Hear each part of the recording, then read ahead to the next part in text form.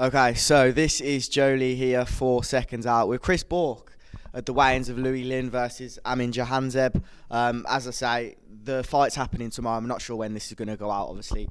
You haven't got a fight scheduled as it stands.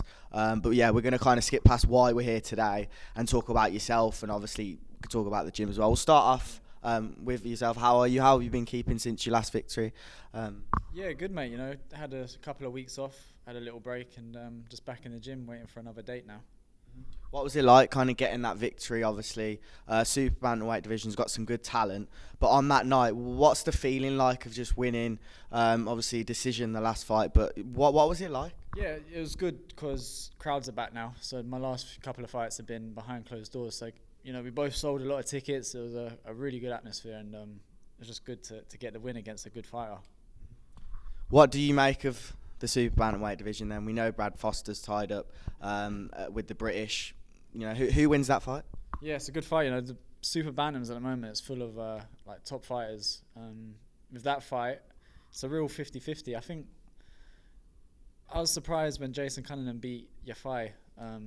So you know, you can't underestimate him. But I think Brad might. I'm hoping Brad wins because it makes it an easier fight to make because we're both Frank Warren. I think Jason's got that will to win, and obviously, as you said, when he fought Yafai, it was a great fight, but not a lot of people expected it. So who knows? Maybe it could happen again. Yeah, definitely. He's definitely more than capable of winning. Yeah. What do you kind of predict? Do you have a pre-fight prediction? I don't. You know, whoever implements their game plan on the night will win. Come on, Chris, we want a prediction. I'll go with Brad Foster. Mm-hmm. Yeah. I think, you know, a little bit more experience potentially on Jason's side, but for the British, that's a great fight. And I guess, do you think you could be fighting the winner of that? Yeah, you know, I'm chomping at the bit. I want the winner of that fight 100%. Why? I feel like I'm ready. Yeah. Talk to me about what would happen with that fight and why it is you want to go down the British route, or maybe if there's other routes you could say. Yeah, you know, it's about just getting titles and getting wins, and the British title is a massive title to have in this country. It's a fight with either of them that I think would be massive and are both winnable fights for me, so why not take them? Do you think it could happen this year, you fight the winner of that, or do you think that's probably too soon? When's that fight? It's on one of the October shows, so I don't know. I mean, I'd love for it to happen this year. We'll probably be pushing for it to happen this year, but we just have to wait and see. Yeah, I think it's difficult for someone to fight. I mean, within 2 months is not beyond impossible. It's very, very possible, but I think maybe early next year. I think, is that something in your kind of time frame? Just whenever, you know, as long as I'm busy and I'm fighting and I'm getting good wins and building my record up, I'll take it whenever. Who do you think's the best super bantamweight right now, domestically? Me. World level? Probably the world champ, Figueroa. He's doing bits at the moment. Talk to me about him. So I haven't seen lots of him, but you know, from what I've seen, he's young. And he's got a really good KO record, and yeah, he's a good boxer.